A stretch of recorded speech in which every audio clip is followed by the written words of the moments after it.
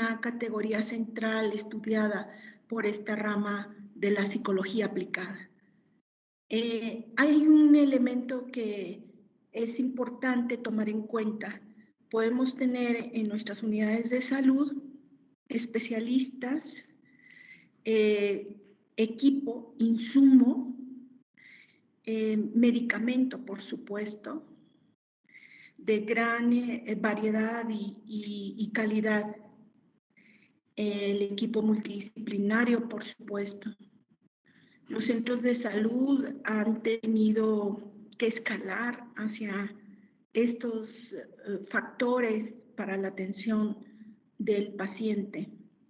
Mas, sin embargo, la psicología o el estudio de la mente y del comportamiento humano es importante porque pudiéramos tener todos estos elementos, pero si el paciente presenta algún trastorno, alguna deficiencia cognitiva, algún deterioro, difícilmente va a alcanzar el control de la enfermedad. Por eso la importancia de que todo el profesional de salud conozca, atienda, desarrolle y despliegue acciones en la salud mental, específicamente en los cambios cognitivo-conductuales del paciente, porque esto nos garantiza el buen avance, el cumplimiento de las metas y sobre todo, pues, la calidad de vida que le estamos otorgando como atención médica a estas enfermedades. Entonces, sí tenemos que tener en cuenta que para la obtención y mantenimiento de esta calidad de vida, tenemos que reforzar muchas áreas que componen la psicología. Entonces, se necesita tener en cuenta la perspectiva subjetiva del paciente al evaluar su propia calidad de vida. Por eso insistimos en que el profesional de salud, en todo ese equipo que conforma la atención del paciente, puedan indagar al respecto de la calidad de vida del paciente. Sabemos y estamos ciertos que contamos con muy poquito tiempo para la atención en una consulta ordinaria de 15, 20 minutos o hasta menos a veces. Pero esto es lo que tenemos que cambiar, porque estas enfermedades específicamente requieren más que otorgar la receta y que el paciente vaya a canjearla por el medicamento que al final queda en un cajón olvidado. Tenemos que ser factores de cambio y para eso necesitamos tener muy en cuenta factores cognitivo-conductuales que le voy a mostrar. Promover la salud significa educar, así de sencillo. Instaurar en la población un comportamiento que haya demostrado ser realmente efectivo para una salud óptima. Esto va a requerir, por supuesto, de nuevas conductas.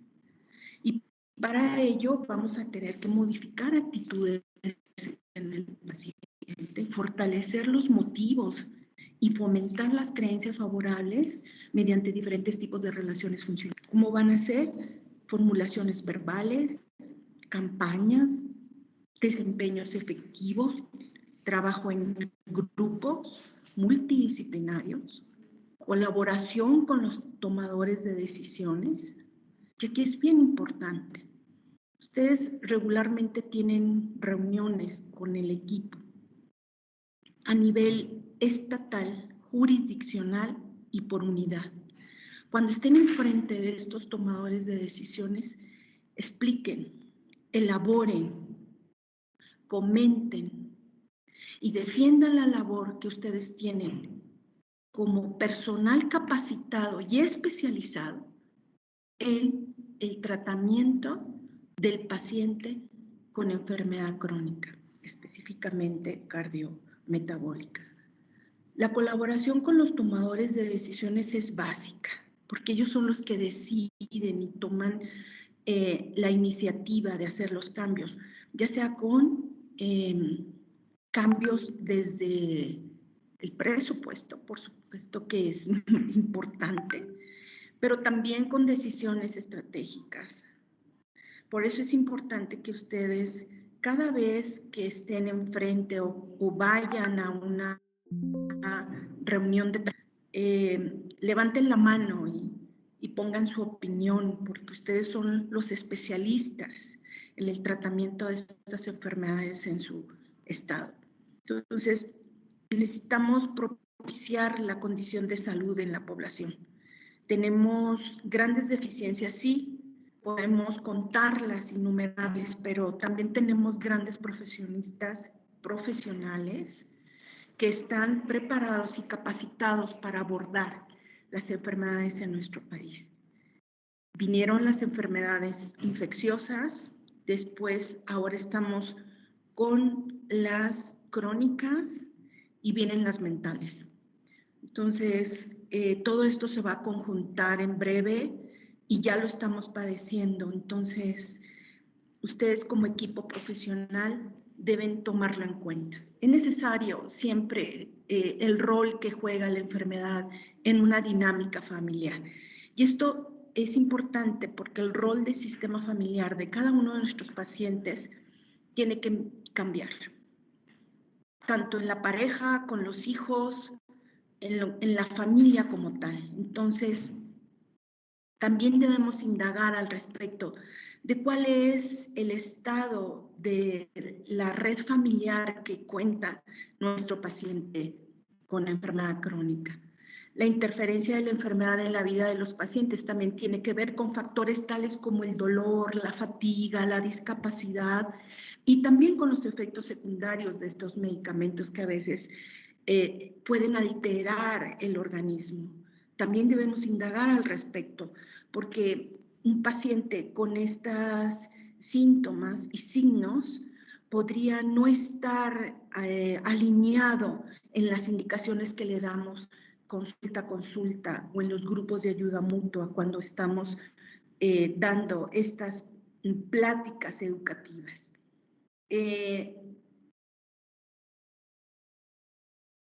El dolor, como un componente común e importante en las enfermedades crónicas no transmisibles, se encuentra relacionado con aspectos psicológicos y puede detonar o desencadenar trastornos de la emoción o de la psique del paciente.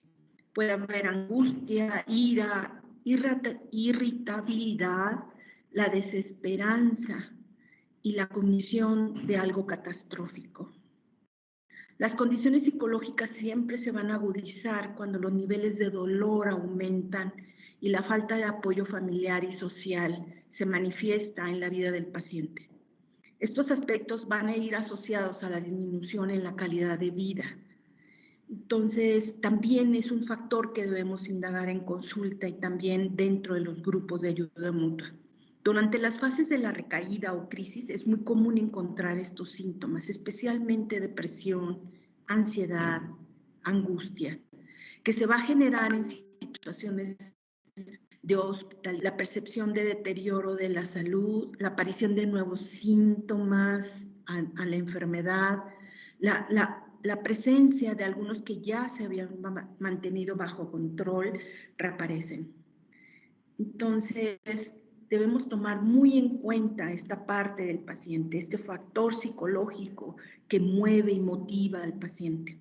Por otra parte, la depresión siempre se va a estar relacionada con factores que predicen la supervivencia, la presencia de un trastorno que siempre va a disminuir la motivación, la concentración, la energía requerida para llevar a cabo de forma consciente las tareas de autocuidado, tales como la medicación, el automonitoreo, la actividad física, la alimentación correcta, la asistencia a consultas, la asistencia a los GAM. Vean ustedes la cantidad de actividades que debemos estar fomentando en nuestros pacientes. Entonces, al tener estas afectaciones psicoemocionales, es muy difícil que el paciente pueda cumplirlas. Por eso debemos indagar cuál es el estado anímico, motivacional o de trastorno o de deterioro cognitivo del paciente. Las intervenciones psicológicas van a brindar estrategias para el manejo de estas condiciones y siempre van a ir en relación al aspectos psicoemocionales, cognitivas y de comportamiento. Dentro de las técnicas de intervención se encuentra la entrevista motivacional. Esta técnica es de gran importancia, por eso ustedes deben reforzar la comunicación asertiva, la detección de trastornos, los cuales va a facilitar la adquisición de un compromiso para efectuar un cambio en el comportamiento del paciente y que él, con este comportamiento, pueda afrontar la enfermedad que lo encamina potencialmente a la adquisición de un mantenimiento de calidad de vida. A veces decimos, sí, el paciente debe adquirir una calidad de vida así. ¿Y cómo? ¿Cómo lo va a hacer? Teniendo un antecedente de una red familiar deficiente o ausente, manifestaciones de dolor, manifestaciones psicoemocionales o de deterioro, condiciones socioculturales, climáticas, ambientales. Es difícil. Por eso, ustedes se están preparando y ya han sido preparados como especialistas en estas enfermedades. Esta entrevista, como una técnica, se va a centrar en la verbalización y actitudes del paciente que van a permitir la identificación de la ambivalencia, sobre todo los hábitos y las conductas. No es lo mismo un paciente del sur de nuestro país a un paciente del centro o del norte de nuestro país. Vean ustedes qué es lo que acontece en su vida sociocultural, ambiental, que vive cada uno de estos pacientes con enfermedad crónica en estos lugares. Es variada, es multifactorial. Por eso es importante describir cuál es el perfil del paciente crónico en mi región, en mi comunidad. Y eso les corresponde a ustedes como profesionales de la salud. La técnica de la entrevista motivacional es una intervención que siempre va a facilitar la adquisición de un compromiso, lo que llamamos adherencia terapéutica. Esta va a promover el cambio del comportamiento a través de reconocimientos y empoderamiento de los problemas presentes. Los problemas siempre van a estar presentes en el paciente. Mas, sin embargo, le vamos a otorgar estas herramientas para que él pueda superarlas, habilitarlas, adoptarlas, cambiarlas y de esta forma ir avanzando hacia esa calidad de vida. Sí con la enfermedad, sí con diabetes, sí con hipertensión, pero también viviendo. Que a veces estos pacientes tienen este sistema de creencias con un letrero de próximo a morir. Y esto es lo que debemos evitar, porque estos pacientes pueden prolongar su vida y llevarla de una manera mucho mejor que la llevaban, por supuesto, que fueron los factores que le enfermaron. Esta entrevista se va a centrar en la verbalización y actitudes del paciente, siempre ubicando estos hábitos conductuales y que tenerlos muy a la vista para poderle otorgar esas herramientas para modificar. Otra estrategia es la psicoeducación. La psicoeducación puede ir desde la consulta, en el consultorio o hasta en los grupos de ayuda mutua, en las jornadas de trabajo como son la salud pública o jornadas de la salud. Va a buscar que el personal profesional de la salud, como la medicina, enfermería, trabajo social y psicología, brinden información pertinente, muy clara y comprensiva sobre el padecimiento. Va a permitirle la generación de cambios a nivel del sistema de creencias y sobre mitos sobre la enfermedad. Va a plantear las sugerencias para afrontar situaciones cotidianas para el manejo del impacto de la enfermedad en la vida del paciente. Y el paciente va a saber utilizar estas herramientas para moverse en su vida cotidiana, si es que está de viaje, si es que está pasando por una etapa de duelo, si es que está pasando por un cambio de domicilio, donde va a estar con otra región, con otro clima, en fin, al paciente hay que empoderarlo con estas herramientas para que pueda tener su movilidad y su efectividad para el alcance de esta calidad de vida. Y para ello, claro que el personal de salud tiene que tener adquisición de competencias. Y estas competencias tienen que estar en un nivel o en un enfoque biopsicosocial. No hay otra. Para que tú puedas atender a un paciente con enfermedad crónica, debes estar enfocado en este abordaje biopsicosocial, para que el paciente pueda atenderse sobre la enfermedad cardiometabólica y pueda efectuar los cambios que tú le vas a proporcionar. En esto radica la importancia de la estrategia GAM, grupos de ayuda mutua, puesto que es un programa psicoeducativo que cuenta con evidencia de efectividad como un programa de autocuidado en enfermedades crónicas, ya que está basado en la teoría de la autoeficacia y psicoeducación. En los GAM se recomienda realizar sesiones de 2 horas y media en donde los pacientes participan en actividades que aumentan la capacidad para la realización de cambios relacionados con la salud, tales como el autocuidado a la salud, las relaciones de los factores personales, afecto y cogniciones, los factores ambientales, de esto que les hablaba. Está diseñado en las necesidades percibidas por el paciente y en el equipo de profesionales de la salud. Asimismo, utilizan estrategias que le van a mejorar estas habilidades de autogestión, autoeficacia y autocontrol. Estos 3 grandes pilares de la salud. Y tenemos que llegar a la adherencia al tratamiento. Como definición, pues es el grado de conducta de un paciente en relación con la toma de medicamentos, seguimiento de la alimentación correcta, la modificación de hábitos de vida, que coincide con las instrucciones proporcionadas por el personal de salud. Y siempre definimos que cuando hay un fracaso terapéutico, debe considerarse siempre que hubo la falta de la adherencia. La OMS considera la falta de adherencia a los tratamientos crónicos y sus consecuencias, que es un tema prioritario en la salud pública, que es donde nosotros trabajamos en este ámbito de la salud pública. Esta falta de adherencia condiciona un porcentaje importante de ingresos hospitalarios, incrementa el costo sanitario.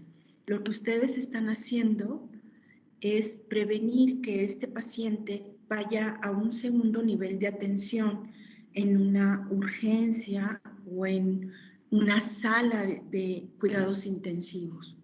La OMS define que el grado del comportamiento de una persona en el seguimiento, en la toma de medicamentos, seguir un régimen alimentario, ejecutar cambios del modo de vida, se corresponden con las recomendaciones acordadas con el prestador de la asistencia sanitaria.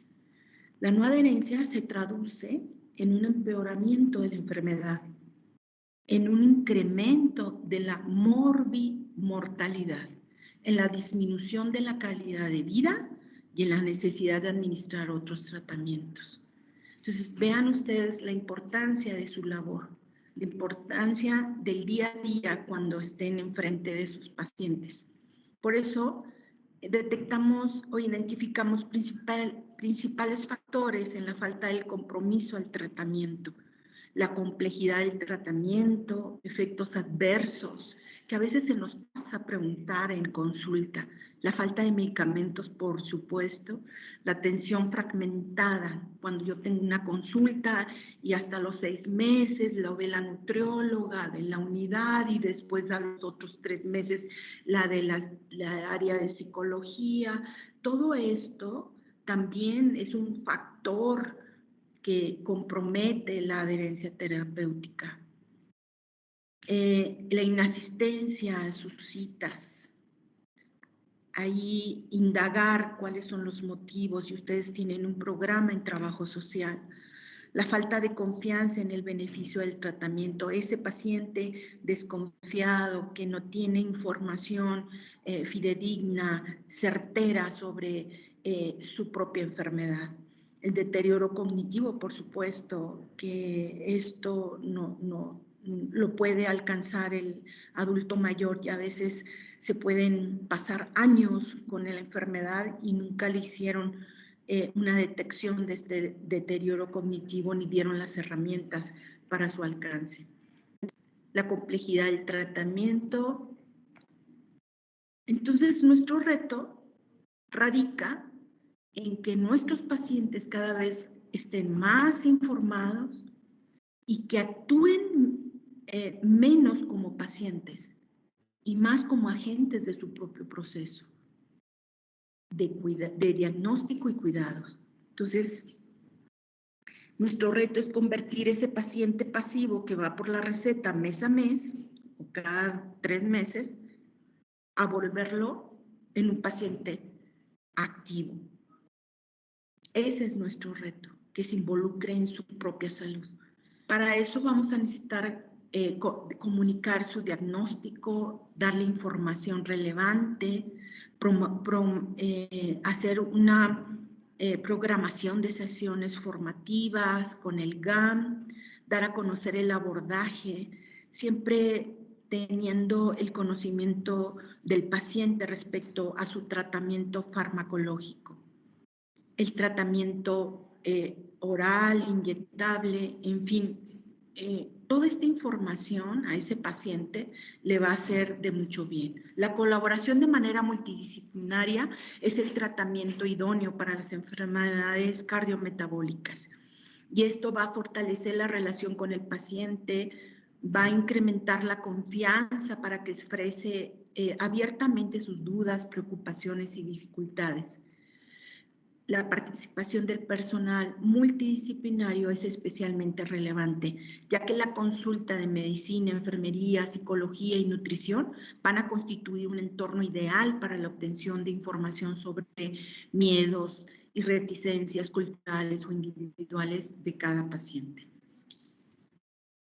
Estoy en 12:30. ¿Está bien? ¿Sí? ¿Puedo seguir? Sí. Okay. Gracias.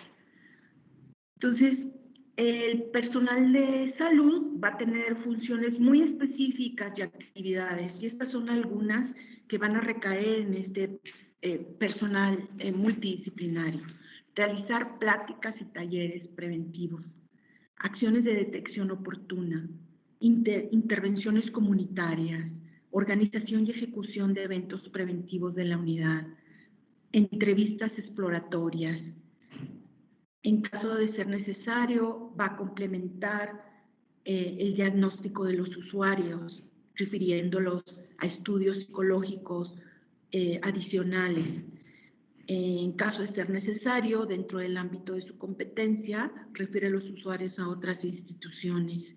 Van a implementar el programa de tratamiento indicado, van a proporcionar consejería breve, van a elaborar un tiempo y forma las notas de evolución a los usuarios, el programa de las consultas necesarias, van a notificar oportunamente al área de medicina y trabajo social aspectos relevantes, van a proporcionar información a los familiares para fortalecer su red familiar, van a realizar seguimiento de estos tratamientos de los usuarios a su cargo, registran las acciones en el sistema de información, capacitan al personal de salud en los centros de salud, pasantes, voluntarios en el ámbito de su intervención. Van a apoyar con capacitación para el personal de salud.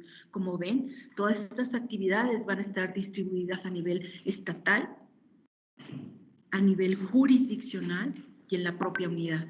Ustedes determinan al interior del equipo multidisciplinario en estas tres componentes qué de estas corresponde a cada una el abordaje.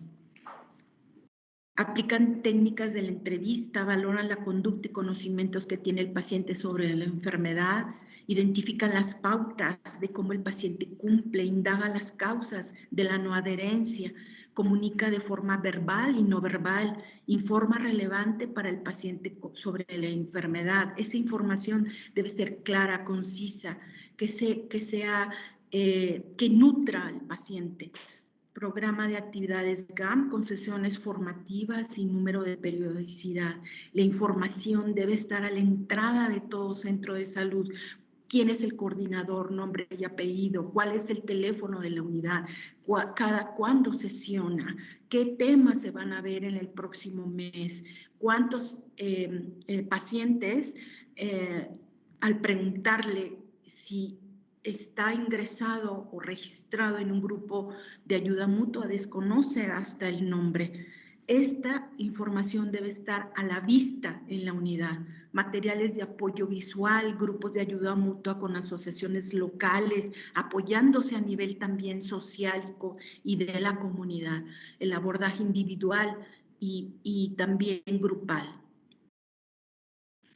Para hacer esta autonomía del paciente, van a entrenar al paciente a que registre bien todas sus actividades, quizá apoyándose por algún familiar, incentivando que ordene medicamentos, horas de consulta, citas de consulta, en fin, que ella lo pueda o él pueda tenerlo en un lugar visible. Estos son los factores de la no adherencia.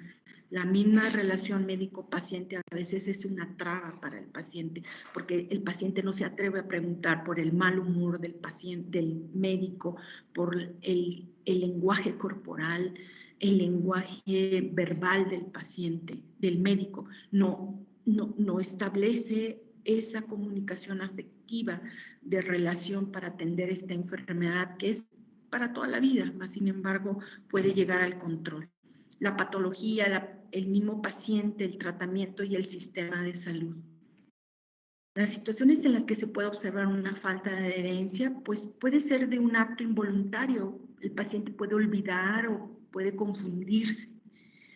Actos intencionales, pues voluntariamente la falta de adherencia intencionada. Hay algo ahí que no le permite al paciente adherirse. Debemos indagar qué es, aspectos de psicoemoción, aspectos de la red familiar, o por temor a reacciones adversas, la percepción de la ausencia de la mejoría en la curación sin finalizar el tratamiento, la creencia de que la medicación es innecesaria o excesiva.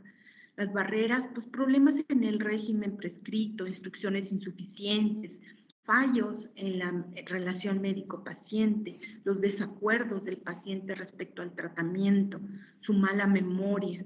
Por eso en los GAM se plantean las dificultades y se deben de identificar las formas y maneras de afrontarlas. El paciente debe cumplir cada una de las instrucciones escritas. El paciente debe involucrar a su familia y amigos en la adherencia de su tratamiento. El paciente debe participar en su enfermedad y ser responsable de las decisiones que se adopten. El paciente con una enfermedad crónica debe entender que es un proceso continuado y que sus esfuerzos se van a traducir en una mejor calidad de vida. Es ahí el paciente convertido en un paciente activo. Y nunca salir de la consulta con dudas. Estos temas deben hablarse en los grupos de ayuda mutua. Centrar la atención en el paciente con mayor riesgo de falta de adherencia. Identifica qué de tus pacientes crónicos, cuáles son los que les falta la adherencia. Indagar la falta de comprensión en la prescripción. Identificar paciente adulto mayor con cognición deteriorada. Identificar pacientes adultos mayores que viven solos y no tienen una red familiar. Identifica la prevalencia de la comorbilidad en tu comunidad. Identifica a los pacientes con polimedicación para facilitarle estas técnicas. Consideraciones psicoeducativas. Bueno, pues una buena comunicación médico-paciente va a ser el más relevante. Los tratamientos deben ajustarse a las necesidades del paciente. Debe facilitar siempre en lo posible los efectos adversos de estos medicamentos, transmitir de forma adecuada y comprensible que el paciente la información sobre la enfermedad y la gravedad de su padecimiento. Nunca mentirle, siempre hablarle directo y con verdad sobre lo que padece. Respecto a los factores psicológicos, se asocia la falta de adherencia a los enfermos con trastornos psicoemocionales. Tienen 3 veces más posibilidades de no adherirse. Por eso es importante detectar la distimia, la ansiedad, la depresión y factores de adicción a la nicotina, al alcohol, a las drogas.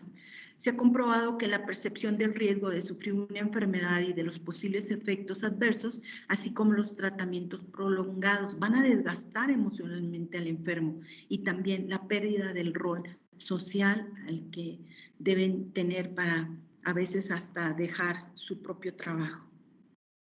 Consideraciones, pues no culpar al paciente, ya que es solo uno de los factores implicados en el origen del problema.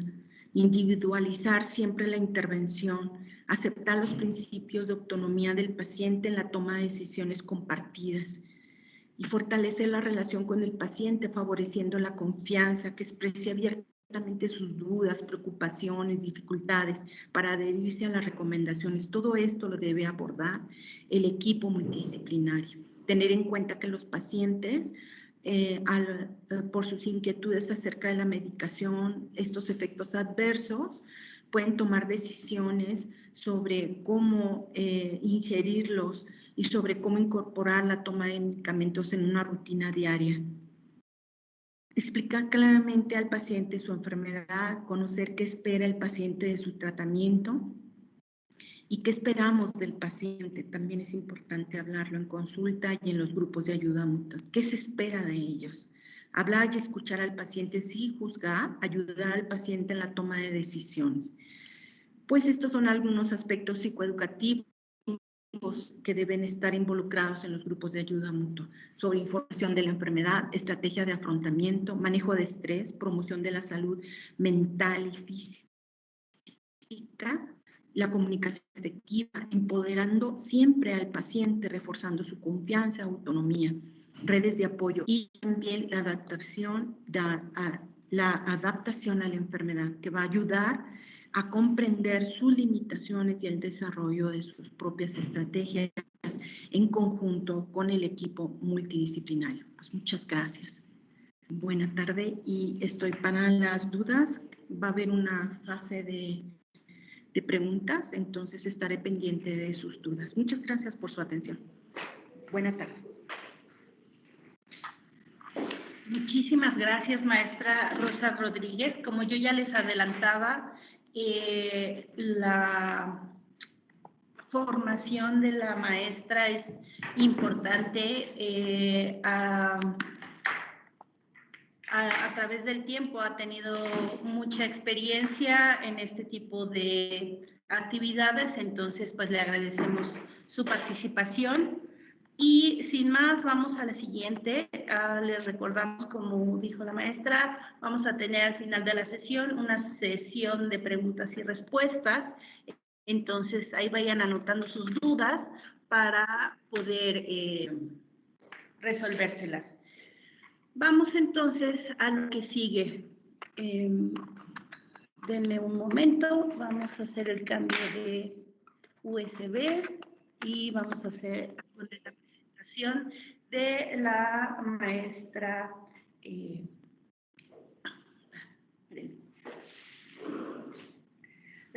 Laura Vega. Si quieres.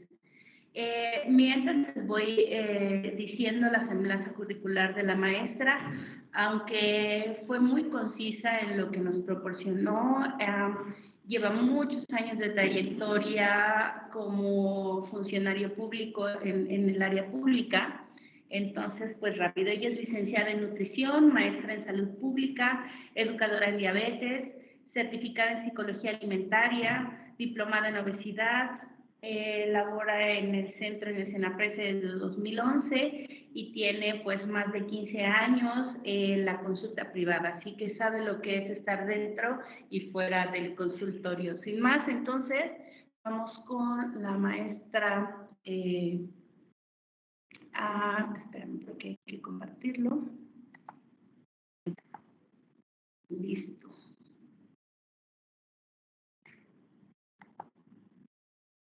Ahí está. Ya se ve la presentación.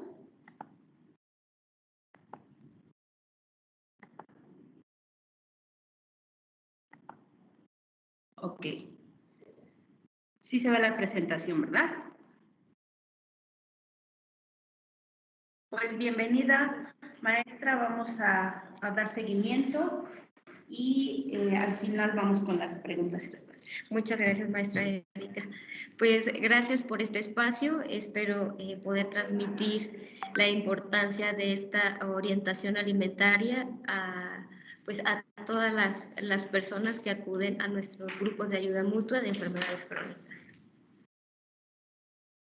Quisiera solo retomar algunos puntos importantes sobre la educación en los grupos de enfermedades crónicas. Y empezando pues por el propio objetivo, que es control clínico, y en los específicos pues nuestra tarea es desarrollar habilidades y destrezas a estas personas que acuden, como comentaba la maestra Rosy, aumentando el autocuidado en su salud, como si buscar esta adherencia al tratamiento de estos pacientes, qué conocimientos podemos otorgarles y pues el propio proceso educativo que es lo que está fomentando pues estos grupos de ayuda mutua. ¿Qué proceso educativo formal podemos otorgarles para que sí se cumpla este autocuidado y esta adherencia en estos pacientes? Ya contamos en los grupos de ayuda mutua con diversos formatos. En este caso está el cuestionario del perfil del integrante y en estas preguntas podemos obtener mucha información que podemos utilizar para así dar esta orientación lo más apegada posible a las necesidades de nuestro grupo. Entre ellos es que si sabe leer, si sabe escribir, si cuenta con algún trabajo o es desempleado, si tiene un empleo formal o informal, si ya está trabajando, si es pensionado o es estudiante o trabaja en el hogar. También si cuenta con una red de apoyo, que esto también es muy importante para el tratamiento integral de nuestros pacientes. Si ha recibido alguna vez orientación alimentaria y si esta orientación alimentaria fue exitosa. Muchas gracias. Si fue exitosa o no, entonces aquí lo podemos registrar. Estos formatos ya se cuentan para los grupos de ayuda mutua. Seguramente al final de esta capacitación se les otorgará alguna liga o se les mandará por correo electrónico, pero esto ya existe. También contamos con el diagnóstico de las necesidades educativas del participante, en el cual, como también lo comentaba el doctor Humberto en su momento, es la prevalencia en los grupos de si es que la mayoría tiene diabetes o tiene presión arterial o tiene dislipidemia o tiene síndrome metabólico, dependiendo de cómo encontremos nuestro grupo, pues vamos a orientar nuestra educación. Y contamos con este formato de carta descriptiva que sí es importante colocar el tema, la fecha, el horario, los objetivos y también como lo comentaba y vuelvo a retomar las palabras del doctor Humberto, es que sí es necesario y creo que es importante que nosotros podamos compartir de manera lúdica pues este material o estos temas a los participantes, el que puedan ser activos dentro de esta compartir de conocimientos, que no solo sea pues sentarnos y proyectarlos, sino elaborar juegos o dinámicas que ellos pues se vean involucrados y de esta manera pues sí está comprobado que pueden adquirir de manera más sencilla y rápida los conocimientos que requieren para justo este autocuidado, como lo comentaba la maestra Rosy. Pues bueno, la alimentación saludable contamos con varias herramientas en la actualidad para poder compartirlas, y es este material que ustedes y nosotros como profesionales de la salud podemos utilizar para poder compartir a los pacientes. No sé si, bueno, creo yo que la mayoría de ustedes conoce el curso que está en CIESAVI, y es el módulo de hábitos y estilos de vida saludable de HARTS, que se desarrolló hace algún tiempo con algunas instituciones como el ISSSTE, OPS, y también participó la CONADE, la UNAM, y pues nosotros como SENAPRES. Entonces, para estas herramientas y este módulo, pues se identificaron ciertos temas que ya están desarrollados, que cuentan con infografías, y que ustedes pueden tener acceso a este material y poderlo utilizar para compartirlo a sus grupos de ayuda mutua. Estos temas son algunos como grupos de alimentos ultraprocesados, beneficios por el consumo de agua potable natural, daños por el consumo de bebidas azucaradas, consumo de verduras y frutas, menor consumo de azúcares, menor consumo de sal y grasas. Otra guía que se elaboró en el 2023, y creo que también es un parteaguas en el compartir de esta información, son las guías alimentarias saludables y sostenibles para la población mexicana del 2023. Y aquí se manejan 10 recomendaciones que podemos utilizar como profesionales de la salud para compartir a las personas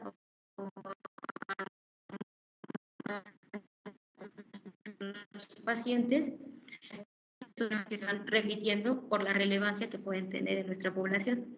El mayor consumo de verduras y frutas, consumo diariamente de frijoles, lentejas y habas, que son las leguminosas, menor consumo de carnes rojas y procesadas, menor consumo de alimentos procesados, tomar agua, evitar bebidas azucaradas, no alcohol, más actividad física y compartir los alimentos en familia. Y el material que se puede obtener de estas guías son las recomendaciones y el plato de bien comer saludable y sostenible. Y bueno, aquí les puse una fotito para que sea más fácil para ustedes identificarla.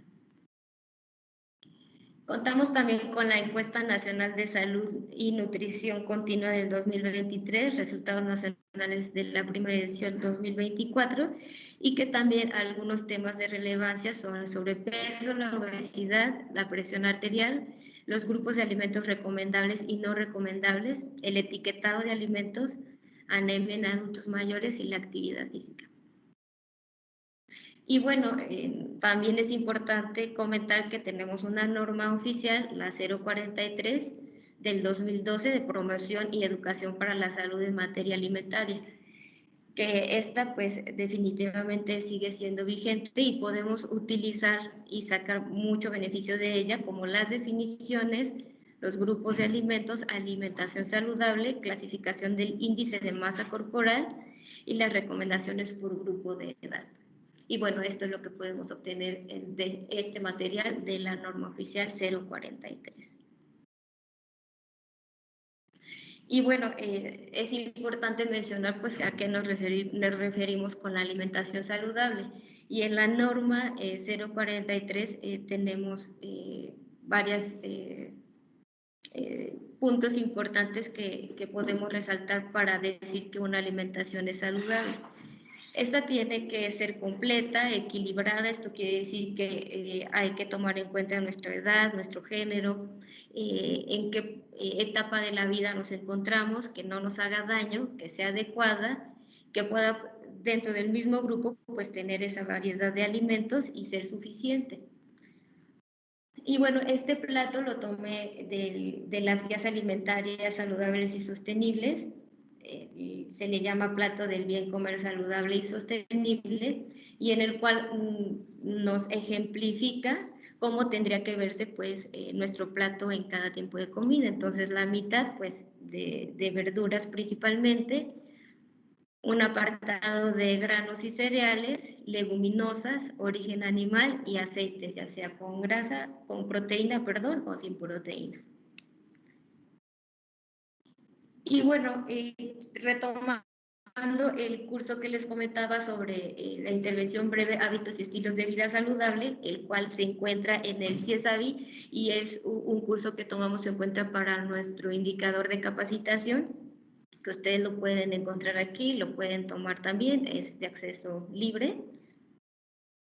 Y bueno, para este módulo se desarrolló un manual de uso para primer nivel de atención y se basó en los 4 factores de riesgo conductuales para desarrollar alguna enfermedad cardiometabólica. Y estos son la alimentación poco saludable, consumo de tabaco, consumo nocivo de alcohol y la inactividad física. Entonces, como les comentaba, para cada uno de estos temas, me voy a centrar en alimentación saludable, se desarrollaron 7 temas.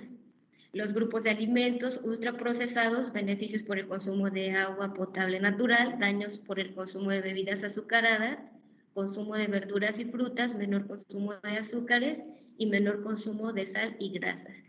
Y como se dan cuenta, pues bueno, para cada tema se desarrolló su infografía y que esto viene desarrollado en el manual de uso y también, pues aunado a esto, se le dio este enfoque con esta técnica de intervención breve. ¿Y a qué nos referimos con esta intervención breve? Que lo que le caracteriza es que es de corta duración, de 3 a 20 minutos, se identifican los obstáculos que están impidiendo a ese grupo, a esa persona, adquirir o modificar ese hábito. Se le proporciona información con base en esto, se motiva y ayuda y se le dan las herramientas del cómo y el qué para que lo pueda lograr. Y esta intervención breve tiene estas técnicas de comunicación, que es realizar preguntas abiertas, hacer afirmaciones sobre el paciente o la persona me está compartiendo, tener esa escucha reflexiva y hacer un resumen de lo que me está compartiendo. Y para ello utilizamos esta entrevista motivacional que tiene estas 5 A. Y nos referimos pues al averiguar, que es preguntarle al paciente, asesorarlo con mensajes claves, apreciar, y como lo comentaba la maestra Rosy, es importante identificar en qué etapa del cambio se encuentra. Si es que ya para ese hábito está dispuesto al cambio o ni siquiera lo puede ver o solo lo está viendo de lejitos, ¿no? O sea, sí sé que tengo que realizar el cambio, pero ahorita no me siento dispuesto a dar ese paso. Ayudar con un plan de acción en conjunto, esto es súper importante también. No es como que yo llegue y le diga, bueno, estoy viendo esto, yo creo que necesitas cambiar y entonces imponerle ese cambio. Es importante escucharlo y planearlo en conjunto, decir, bueno, estas son las estrategias que podemos aplicar, cuál sí te funciona, cuál no te funciona y ponerlo a prueba. Felicitarlo por los logros y también replantear esas estrategias. Bueno, acordé que iba a disminuir la cantidad de refresco de consumo al día, sustituyéndolo con una botella de agua, pero pues ¿cuántas veces a la semana? No, pues acordé que iban a ser 3, solo logré 2. Bueno, entonces, ¿cómo podemos sí modificar? ¿A qué estamos dispuestos? Entonces es importante pues sí consensarlo con el grupo y hacer dar estas estrategias en conjunto.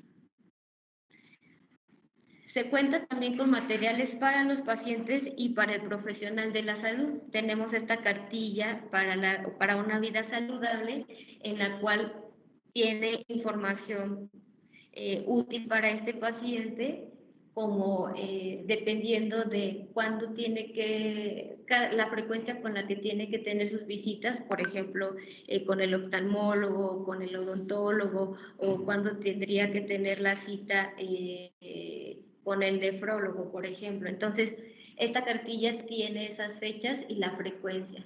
También tiene una balanza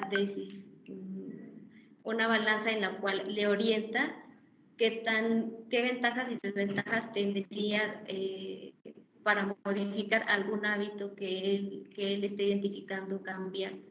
¿Qué ventaja tendría el que yo disminuya la cantidad de consumo de refresco? ¿Qué desventaja tendría el que yo disminuya este consumo de refresco? Y él puede anotar aquí. También está otra herramienta del registro del consumo dependiendo del tiempo de comida. Aquí lo puede registrar y también cuál es la meta y cuál es el resultado, ya sea para los laboratorios o para la educación que se les está otorgando. Y bueno, pues contamos también con las infografías para cada uno de estos temas de cambios de hábitos. Y para el material del profesional están los rotafolios con las infografías, están las 5 A's desarrolladas para cada uno de estos temas y, como les comentaba, pues la cartilla para una vida saludable que también apoya al profesional de la salud.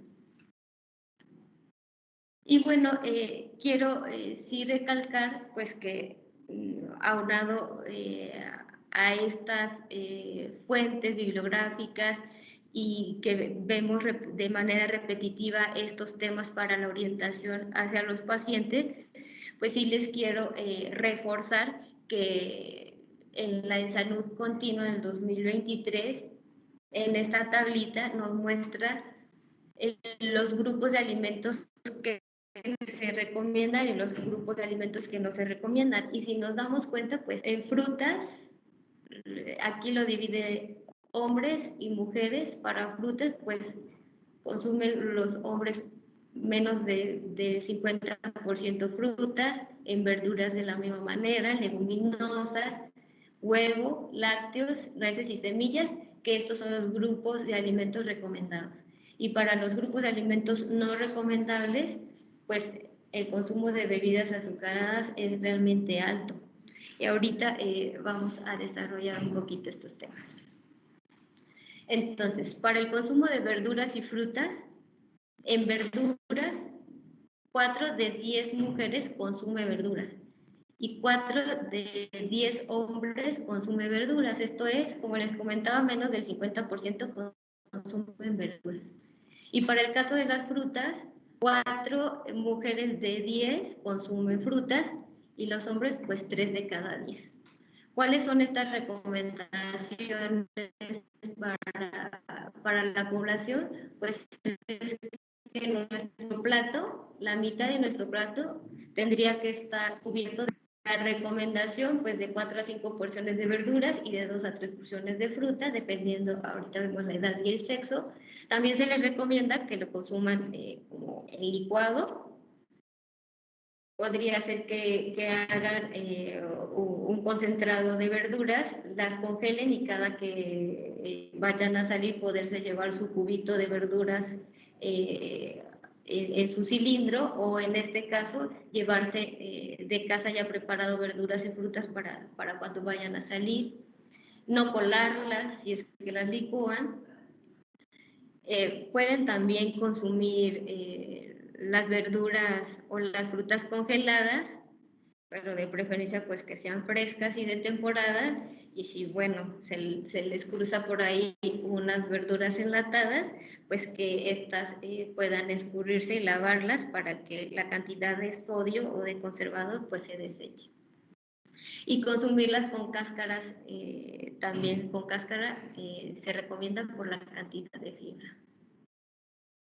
Si las consumen cocidas, pues que estas queden un poquito duritas, que no queden tan deshechas para que se puedan absorber de mejor manera.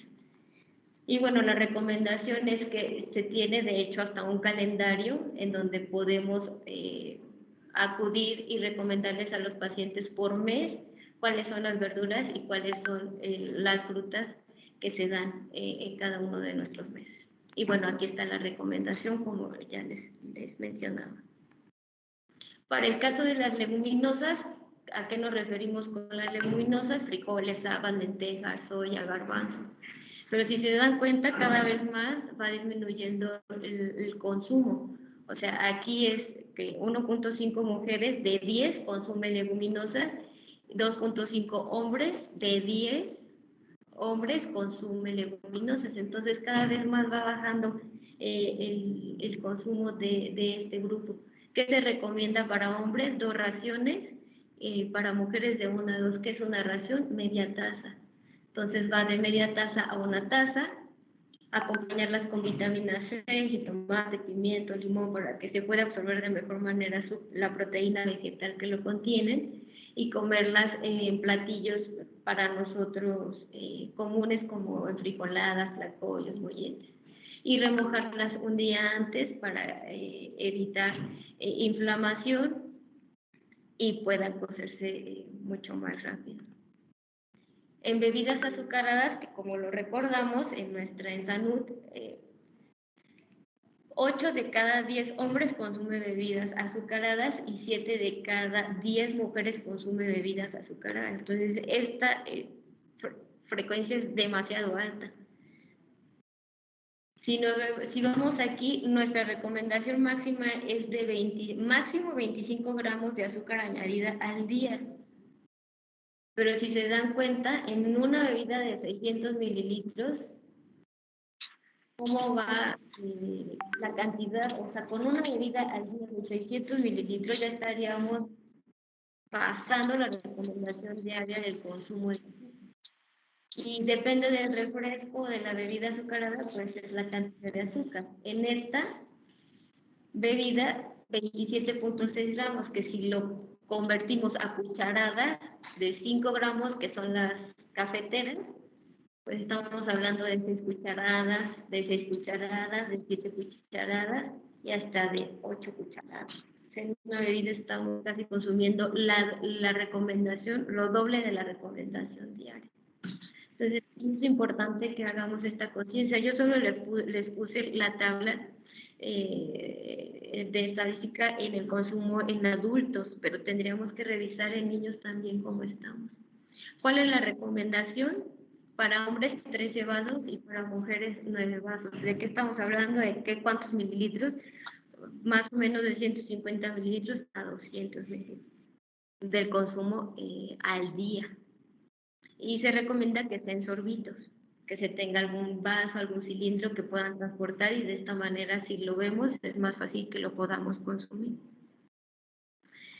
En cuanto a alimentos procesados, pues la recomendación es que no se consuman, que de preferencia se elijan los naturales, evitar alimentos con sellos, y así evitemos el consumo de sal, grasas y azúcar. Si analizamos un poquito, pues, cómo están compuestos estos alimentos procesados, y la industria es que utilizan justo estos 3 ingredientes para prolongar la vida en anaquel de estos alimentos, y también para que ese sabor se realce en nuestra boca. Entonces, sí es real que son muy ricos y que, ¿cómo se le dice? Potencia muchísimo el sabor en los alimentos, pero pues no por eso quiere decir que sean saludables. Entonces, en esta infografía pues nos explica y nos apoya a compartir y a explicar qué es un alimento procesado, y bueno, pues que es importante también la utilización de estos sellos, ¿no? Si no tienen sellos, muy bien, y si por alguna razón vamos a elegir estos alimentos, pues con el menor número de sellos posibles. En el consumo de sal sí somos uno de los países que mayor la consume, casi 10 gramos al día estamos consumiendo, y la recomendación es no más de 5 gramos de sal al día. Entonces, si consumes menos alimentos procesados, es probable que disminuyas justo ese consumo de sal. Utilizar hierbas de olor para darle ese sabor, y consumir local y fresco. Y en cuanto al consumo de grasas, pues evitar el consumo de carne que tenga piel, grasas comestibles, fritas, vísceras, consumirlos asados, guisados, empapelados, en caldo, y alimentos bajos en grasa de preferencia. Y pues tenemos también una infografía que nos puede apoyar a transmitir este conocimiento.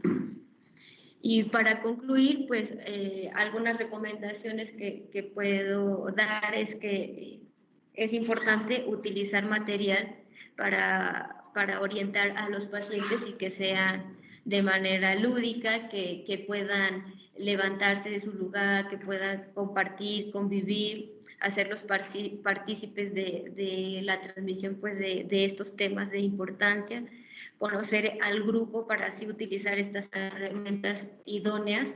Como les decía, ya tenemos estos formatos. Es importante pues que cuando elaboremos este material poderlo revisar y decir, bueno,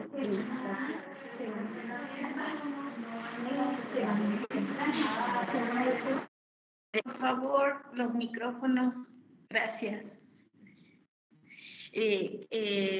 Basarnos pues en esta información que ya tenemos y que si no tiene como buena visión, no ven muy bien o no escuchan muy bien o no saben leer o escribir. O sea, es importante que eso nosotros lo tengamos en cuenta para poder compartirles estos temas, realizar talleres con material práctico y didáctico. Y bueno, pues hasta aquí mi intervención. En este correo me pueden encontrar y muchas gracias por el espacio.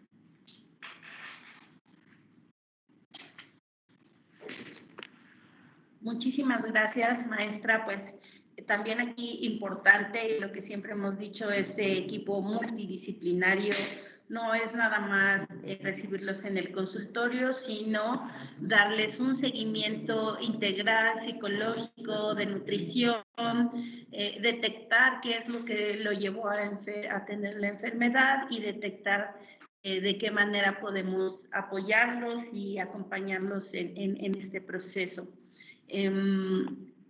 Hemos terminado por el día de hoy con las ponencias que estaban proyectadas.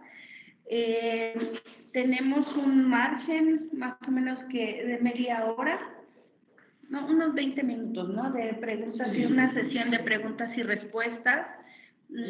Estamos aquí en el chat, a través del chat podemos hacer respuestas. Ya el doctor Humberto nos estuvo haciendo favor de contestar vía chat muchas de sus inquietudes. Tenemos que pues recordar que hay que hacerlo de manera ordenada y bueno, pues preferentemente una intervención, nada más una participación, porque pues bueno, tenemos que acortar el tiempo. Entonces, bueno, pues no sé quién, aquí tenemos a la maestra Rosy, tenemos a la maestra Laura y tenemos al doctor Humberto. Entonces, pues les escuchamos.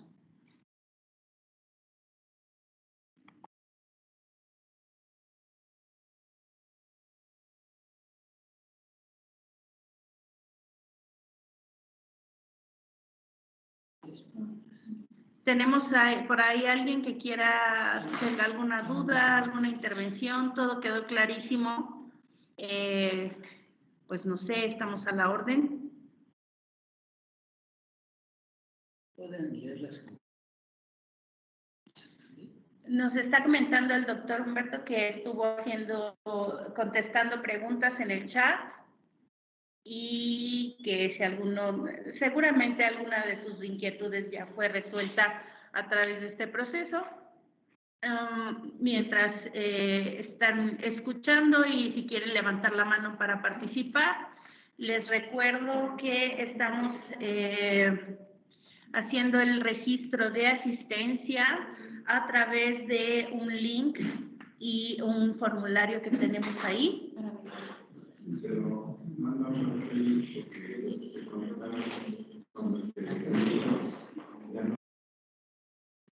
Sí, Acabo de enviar en el chat la información. Entonces,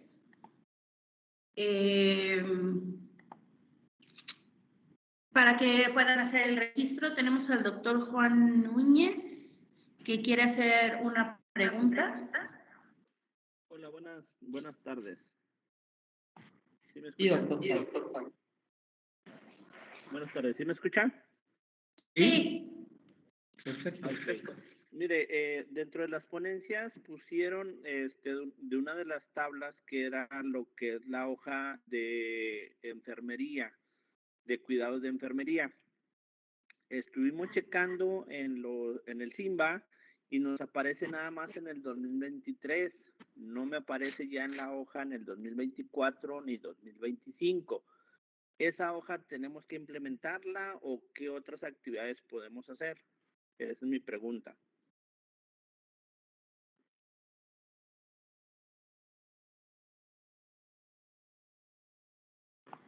Esta información nos las proporcionó, si mal no recuerdo, y aquí el doctor me está apoyando, la doctora Samantha Melissa Salazar del IMSS Bienestar.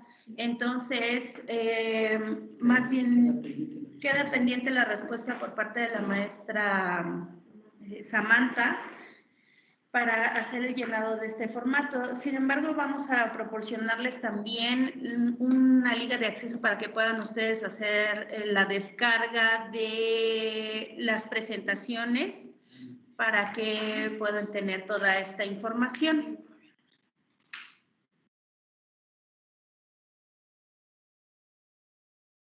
Ok, muchísimas gracias. ¿Alguna otra pregunta por aquí?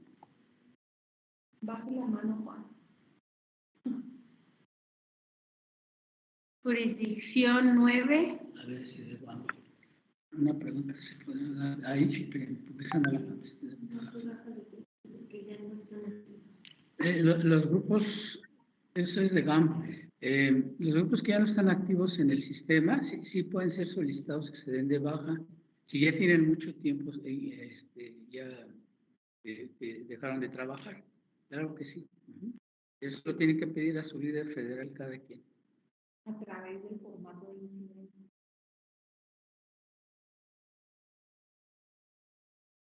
Jurisdicción 9, creo que tenía una pregunta.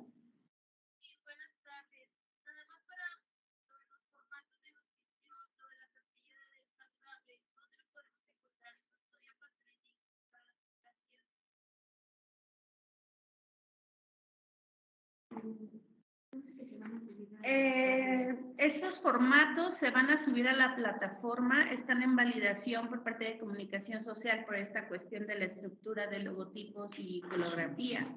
Entonces, ustedes pueden solicitarlo a través de su líder federal para que en cuanto lo tengamos ya listo en plataforma, se pueda compartir la ruta de acceso a la liga. También es de psicología, todos los formatos que nosotros trabajamos se tendrán que subir.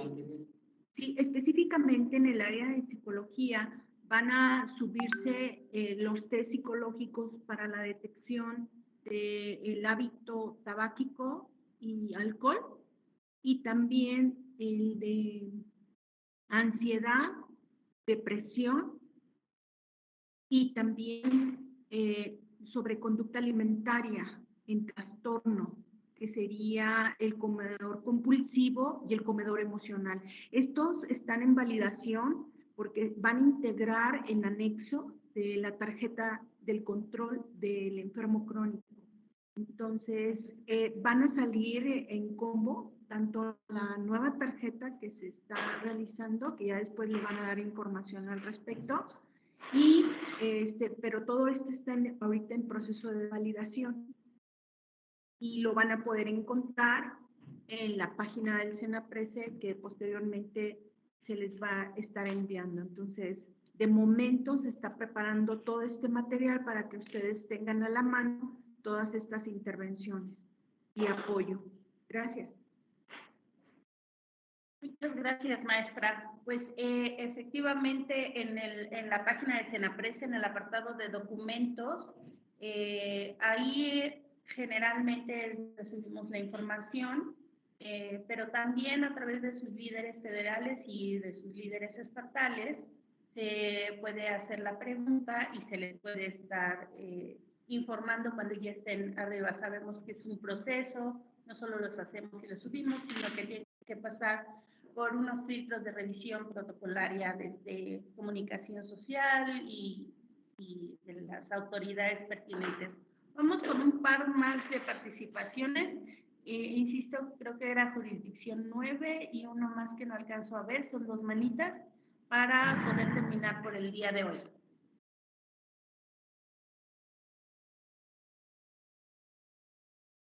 Hola, buenas tardes. Yo tengo alzada la manita, ¿puedo participar? Claro, con gusto. Bueno, miren, tengo una duda respecto a los grupos GAM. Si están conformados por 20 personas y cada año se realiza la actualización de la cédula, del acta constitutiva del grupo, ahí pueden realizar cambio de integrantes, porque quiero pensar, o por lo que acabo de oír, que es la continuidad del mismo grupo y obviamente no debería de haber variantes, pero lo que comentábamos, hubo pacientes que fallecieron y se quedaron incompletos, y algunos otros que por alguna razón, por cambio de domicilio o por situaciones personales, ya no quieren continuar.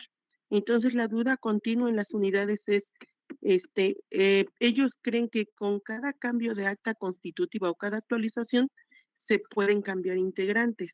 ¿Me puede corregir o aclarar esa situación, por favor? Con mucho gusto, doctora. No, el acta constitutiva es una sola para las 3 etapas. No hay que hacer otra acta en ningún momento. Se quedan con la misma acta que iniciaron, por eso es acta constitutiva. Entonces es una sola acta para acreditación, para reacreditación y para excelencia los grupos que lleguen hasta allá. Entonces ahí no es factible cambiar pacientes. Ya lo dijimos varias veces, porque la basal también es la misma desde el inicio. Tanto el acta constitutiva como la basal es la misma para las 3 etapas. Entonces, la única opción es aquí que los pacientes tienen un rango, el grupo tiene un rango de pérdida de pacientes que está establecido en los criterios de acreditación. Para acreditación tienen que tener el 85% de asistencia todavía, y si el grupo sigue a reacreditación y excelencia tendrán que tener el 80%. Si pierden ese porcentaje, entonces el grupo ya no puede seguir. Por eso no hay necesidad de hacer ningún acta ni cambiar pacientes. Lo que se recomienda en estos casos, cuando pierden pacientes y ya no cumplen con el primer criterio, que es la asistencia, se recomienda que las personas que tengan todavía interés en seguir, y ustedes deben de convencerlos también, formen otro grupo, pero con una basal nueva. O sea, la condición siempre al arrancar es una basal de primera vez. ¿Sí? Eso es importantísimo. Lo entendemos por el rigor técnico, el rigor metodológico. ¿Sí? Entonces, así es como funciona. No hay necesidad de hacer actas con cada etapa, sino es un acta para todas las etapas.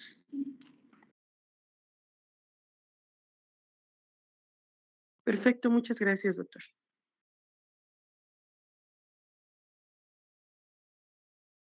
Ok, una pregunta más,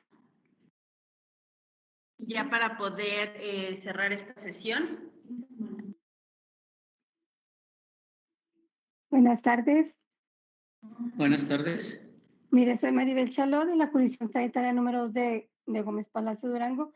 Y respecto a la misma pregunta que acaba de hacer mi compañera, yo anoté que si en el caso de un grupo con 15 integrantes, fallecen 2, se quedan, usted había dicho que no afectaba la asistencia, ¿sí?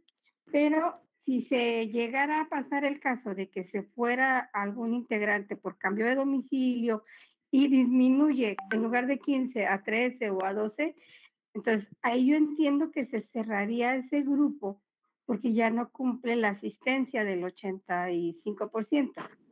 Entonces, los integrantes que quieran continuar los podríamos agregar en un grupo nuevo, con otro nombre, con una nueva basal, ¿sí? Es correcto. Ok. Entonces ya nada más sería conquistar más pacientes para poder tener nuestro grupo mínimo de 15. Efectivamente, sí, o sea, primero que nada los pacientes no pueden ser sustituidos, eso ya lo habíamos comentado, ¿no? Ajá, sí. Que no podemos incorporar sus datos a la basal ya está hecha y es la única que se va a aplicar para cualquier etapa. Entonces, Ajá. teniendo de esa base, el criterio de asistencia es un colchoncito que tienen los grupos para perder 1 o 2 pacientes, ¿sí? Ujú. Y también me viene a la mente otra respuesta que vi que vale la pena aclarar. De los pacientes sanos, me dijeron, ¿es 2 o 1? Bueno, simplemente les comento que es el 10%. Si son 20 pacientes, pues son dos sanos, ¿no? Cuando mucho. Sí. Y si son 15, pues es 1 nada más. Y ya. 1. Sí. Correcto. Ok, no, sí, quedó resuelta la duda. Le agradezco, doctor, muy amable. Órdenes, Gracias. con todo estamos a sus órdenes. Gracias. De nada. Ok. Muy bien, pues, ¿alguien más tiene alguna duda? Estamos ya cerrando esta sesión. Les comento entonces, reitero. ¿Sí? ¿Alguien ahí tiene alguna duda?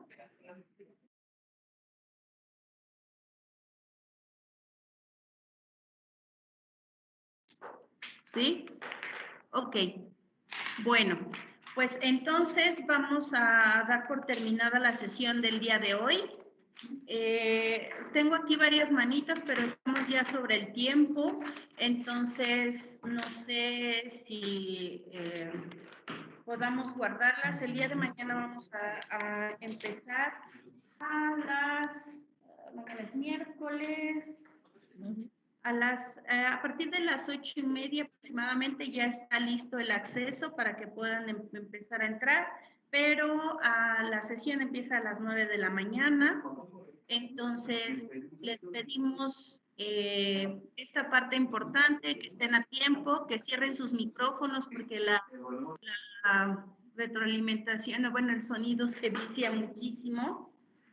Y bueno, la asistencia, el registro de asistencia es a través de un link que se está mandando a través del chat. Es importante resaltar que esta asistencia es por día, es decir, tendrán que registrarse en 3 ocasiones, martes, miércoles y jueves, para poder, pues sí, tener las 3 asistencias y poder tener los criterios para, pues, evaluación para poderles dar su constancia, que es el 80% de asistencia, es decir, 2 días o más.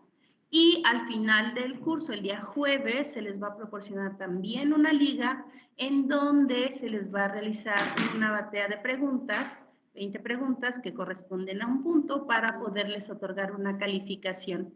Estas preguntas, cada uno de los ponentes las formuló para poder hacer la evaluación. Entonces, pues les agradecemos mucho su participación.